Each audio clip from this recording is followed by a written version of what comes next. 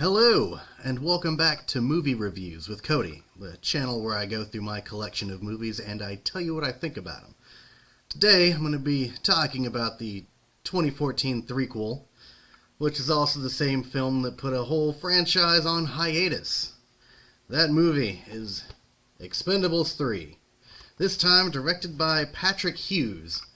He's most known recently for doing The Hitman's Bodyguard and the new movie that just came out, The Hitman's Wife's Bodyguard. And I haven't seen the second one yet, but I did enjoy The Hitman's Bodyguard. I thought it was pretty decent, for a Samuel L. Jackson and Ryan Reynolds film. But, The Expendables 3, I don't know what anybody was thinking. And I say this because the biggest detriment to this film itself is making it PG-13. It completely just destroys this whole movie because the first two are known for being bloody and violent and being rated R. This film takes out all the blood and violence, and the studio actually had the nerve to release an unrated version. And they did not add in any of the violence or anything back into it. All they did was let the actor say a couple of more F words. That's not an unrated version. That's not even an extended cut. Not even a director's cut. I hate when movies say that there's going to be an unrated version and all they do is add in a couple of more F words. This movie definitely looks like it was filmed to have a lot of gruesome deaths. At the beginning, alright, the studio and the director, that cable was supposed to slice some people in half, and you didn't add in the unrated cut. Shame on you. But also another issue with this movie is you have a lot of wasted good actors. Mel Gibson plays the bad guy, and he's so far the best bad guy in this movie. And in this franchise. And Mel Gibson is just wasted in this. Antonio Banderas, wasted. Kelsey Grammer, wasted. This whole movie just feels like nobody really gave a shit.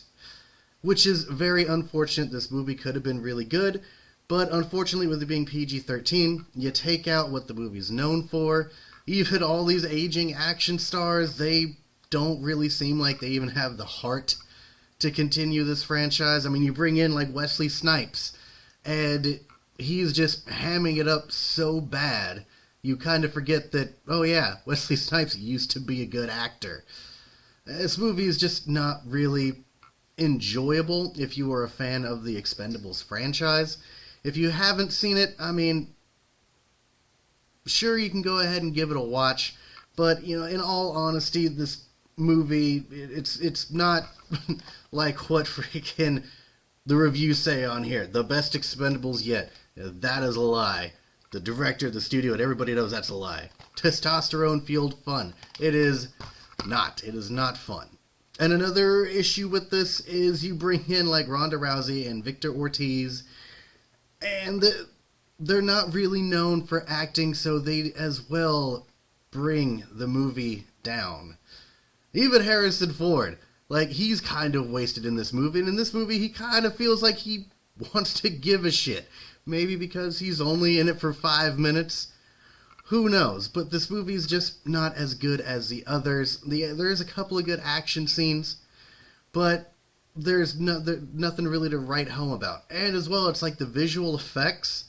When I said they were bad the first one, they got a little bit better the second one. This one, they just didn't care. It's like they didn't even have a budget because all their budget went to getting everybody for this movie. This movie just doesn't really work. Antonio Banderas, he's not enjoyable in this movie. He's very annoying, and that is a very wasted talent of Antonio Banderas.